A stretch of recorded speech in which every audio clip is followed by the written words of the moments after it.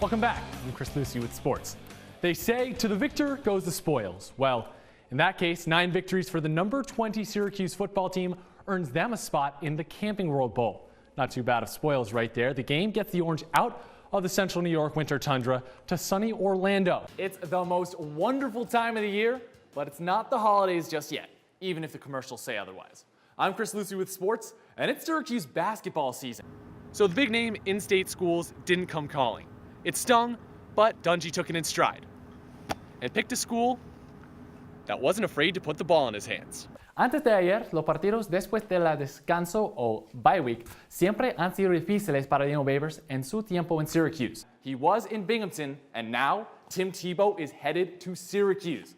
The Heisman Trophy winner turned minor league ball player will start the 2019 season in AAA with Syracuse.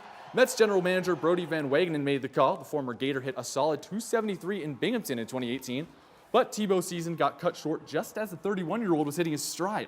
Broken bone in his wrist stopped a July hot streak. Tebow's batting average was at .340 the month when the season was called. Yeah, both teams off to an immaculate start to the season. One cog of the Orange offense, though, that has been sputtering early on is Tyus Battle. The junior out of New Jersey has really not clicked as Syracuse fans have seen him over the course of his career. Averaged 20 points per game almost last season. And this year, you can see it, he's gotten off to slow starts in both of the first 2 games, Emily. Trevor Lawrence is the Tigers' new starting quarterback.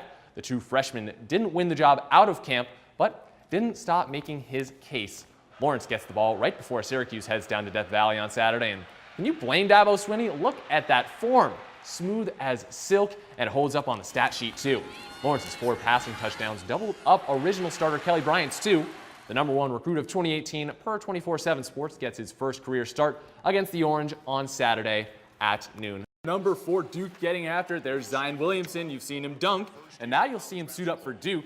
And showing off some range early on puts Duke up by 7 with a little 3-pointer.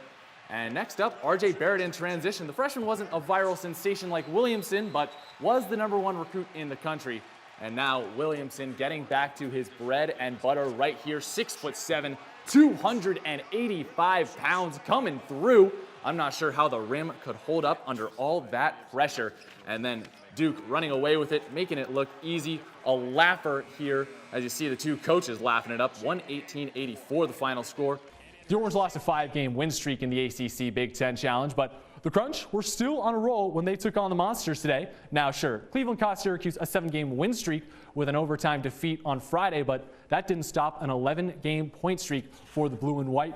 Let's take you down to Cleveland right now. It all starts in the neutral zone. Trouble, that is. Taylor Reddish on the finish. The rookie's 8th goal of the season makes it 2-1 in the first. Moments later, Syracuse coming up the board. Verhaeghe to Barboulay, finishing with Dennis Gann. 3-1 Crunch. We're not even out of the first period. 3 minutes to go in the second. Monsters on the power play, but the Crunch steals the puck, and Boris Tkachuk throwing a haymaker. Why not? And he gets nothing but net while he's at it. Now Corey Conacher needs to extend a point streak, so you see him hustling down the ice, nabbing an empty netter. 10 straight games for a point for the winger. Final score, Crunch 5 and the Monsters 3.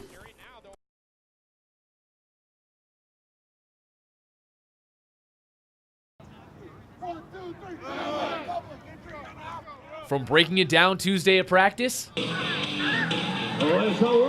leading Cicero North Syracuse out of the tunnel on a Friday night, Dave Klein is devoted to his players.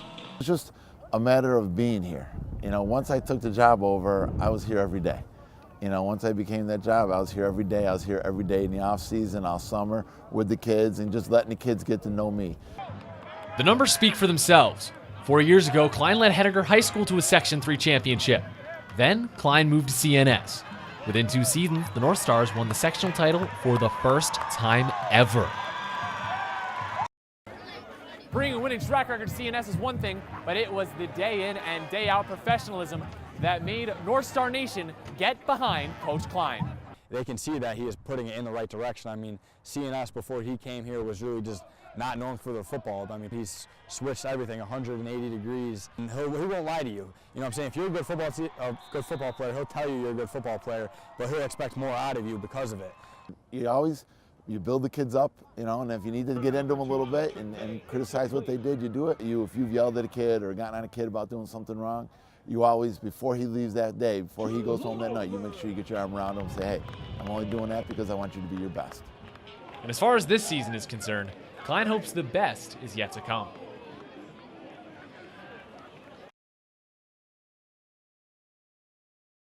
On Thursday, Syracuse University added a new course to its sports media concentration. I'm about to find out. The answer is no. The answer is no. Esports. Mike Lucero from Twitch.tv came by to help introduce the class his company helped create. Twitch.tv is the world's biggest esports streaming service. 90% of esports viewership goes through Twitch. But he says the sport is so young that it's still anybody's game. I kind of mentioned before that esports is really still the wild, wild west. You know, it's really, there's some amazing things. I'm going to share some of the amazing things that are going on with esports with you guys. But it is really a nascent market right now, and there's a lot of things still falling into place. One thing that's right where Lucero wants it to be is the viewership. Even last week's Masters Golf Championship pales in comparison to the most recent League of Legends final. The esports class plans to cover the history of esports, the rules of the games, and the business model, showing a way into the industry for those of us